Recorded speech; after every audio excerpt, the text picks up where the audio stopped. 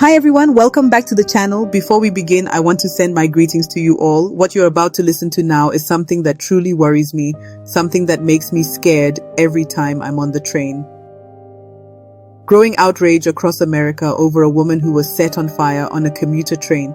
The victim has now been identified as 26-year-old Bethany McGee, a business analyst. Her father is a college professor of biblical studies.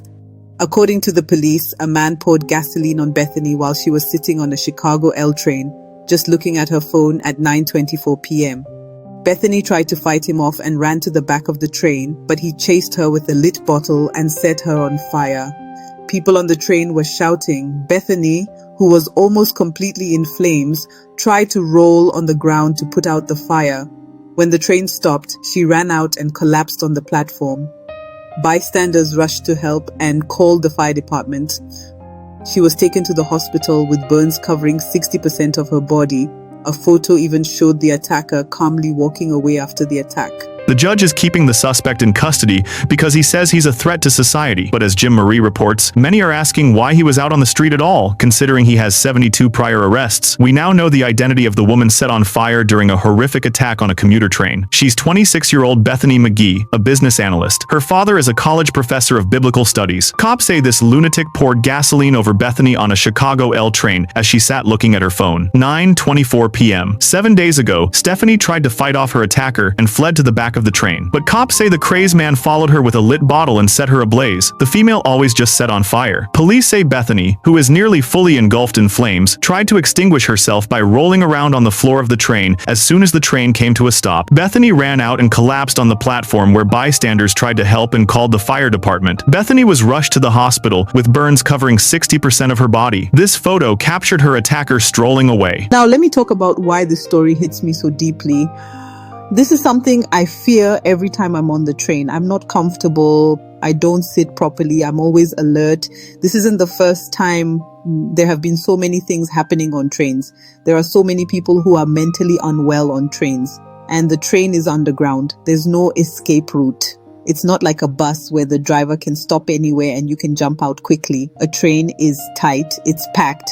And once those doors close, you're stuck until the next station. Look at what happened to that lady. This is why I'm always scared. I only take the train when I have no choice. When I notice something suspicious, I move around or get up quickly.